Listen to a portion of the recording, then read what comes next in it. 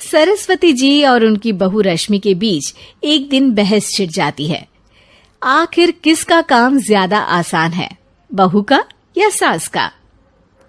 माँ जी, सास को काम ही क्या है, आपके सारे काम उंगलियों पे तो हो जाते हैं। कुछ भी। हाँ, हिसाब तो उंगलियों पे ही हो जाता है ना। अरे बेटा, ऐसा सिर्फ अभी लगता है। जो मुझे करना पड़ता है ना, वो तुझे करना पड़े तो समझ आएगा कि असली काम का पहाड़ कैसा होता है। ठेले बराबर वजन भी नहीं है आपके काम में, और बात पहाड़ों के वजन की कर रही हैं आप। तू ऐसा करती ही क्या है घर में बेटा, ये तो बता मुझे। मैं थोड़ी ना कुछ करती हूँ, सब जादू से हो रहा है इस घर में। अरे एक दिन मेरा काम करोगी तो समझ आएगा। Okay okay, shut up. कल से मैं घर के काम करूंगी और तू मेरी जगह हर चीज का हिसाब रखना, ठीक है? ठीक है, ये भी कर लेते हैं। ये सास बहू की डील के बारे में रश्मि के पति अमन को नहीं पता था और ना ही अमन के पिताजी सुरेश जी को। पर गेहूं के साथ साथ जैसे घुन भी पिस जाता है, ये दोनों भी पीसने वाले थे। सुबह अमन उठकर रेडी होता है ऑफिस जाने के लिए, तो पता है उसके कपड़े नहीं निकले हुए हैं। अरे रश्मि, तुमने मेरे कपड़े नहीं निकाले? अपनी माँ से पूछो ना, उन्हीं का काम है ये। अमन अपनी माँ के पास जाता है। अब मेरे कपड़े आज आप देने वाले हो क्या माँ? हाँ, देना तो मुझे ही चाहिए, पर तेरी बहू ने कपड़े धोने ही नहीं डाले, तो कोई भी धुला हुआ कपड़ा नहीं है बेटा। हैं? ऐसा क्यों? कपड़े तो धोने आप ही देते हो ना माँ?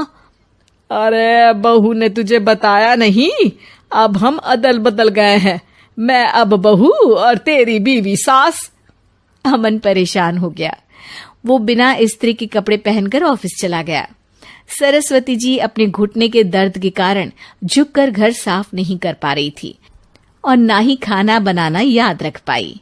उधर रश्मि पहले ही दिन घर की चाबी घुमा चुकी थी और 300 रुपए का हिसाब अलग नहीं मिल रहा था। पर दोनों का ही घमंड कैलाश पर्वत से भी बड़ा था और दोनों ही खेमे एक दूसरे की बात मानने को बिल्कुल तैयार नहीं थे। शाम को जब सुरेश जी और अमन खाना खाने बैठते हैं तो सरस्वती जी उनके सामने गाजर और पपीते लाकर रख देती हैं। अरे माँ, ये क्या है? ख्याली पुलाव के साथ सलाद। माँ जी खाना बनाना भूल गई लगता है। अरे एक एक चमन्नी का हिसाब है मेरे पास, खाना बनाना कैसे भूल जाऊंगी? ये तो मैंने पढ़ा था कि फल फ्रूट खाने से सेहत अच्छी रहती है, इसीलिए ये ले, एक फल खा ले। रात को सुरेश जी और अमन अपनी मीटिंग बिठाते हैं अकेले में। बाबूजी, इनकी लड़ाई के कारण ना हमें ठीक से खाना मिल रहा है, उल्टा घर के सारे काम रुक गए हैं। हाँ बेटा, 2 भैंसों की लड़ाई में बेचारे खेत के पौधों का भी नुकसान हो रहा है। पर पापा, क्या बताऊं आपको, मैंने माँ को इस महीने की 2 तारीख को बिजली के बिल के पैसे दिए थे।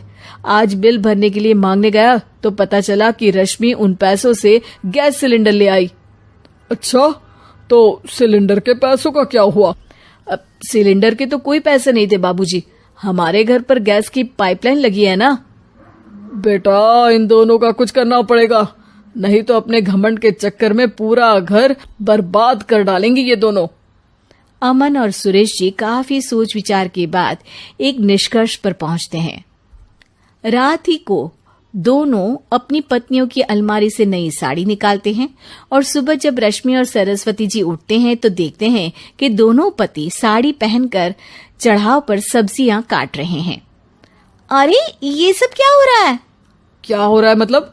आप दोनों अदल बदल हो सकते हो तो हम क्यों नहीं? अरे क्या मतलब? नहीं नहीं, मेरी भी बचपन से किसी की बहू बनने की इच्छा थी, तो आज से सरस्वती तुम बड़ी बहू, मैं मिडल बहू और अमन छोटी बहू। अरे लेकिन सब घर पर बैठ जाएंगे तो कमाएगा कौन? ये घर कैसे चलेगा? अब वो तो भैया या बाकी लोग जाने, अब हमने भी अदल बदल कर ही लिया है तो कुछ नहीं हो सकता। रश्मि और सरस्वती जी को समझ में आ जाता है कि उन दोनों की आपस की डील की वजह से इन दोनों को बहुत तकलीफ हो रही है और उनके ईगो ने दूसरों को कितनी यातनाएं दी है। अब असल में माँ जी आप सही थी, सास बनना बहुत मुश्किल है। अरे हाँ बेटा, और तू भी, मुझसे तो नहीं हो पाया सब घर के काम, वापस बदल ले क्या? हाँ हाँ बिल्कुल माँ जी, और अब आप दोनों भी बदल लीजिए, कोई आ गया तो आप दोनों को देखकर क्या सोचेगा। अच्छा है, आप दोनों के समझ में ये बात तो आई, मैं फटाक से कपड़े बदल लेता हूँ। अरे रुक जा बेटा, एक फोटो ले लेती हूँ तेरी, मेरी बेटी होती तो तेरे जैसी ही दिखती साड़ी में। और मेरा फोटो नहीं लोगी?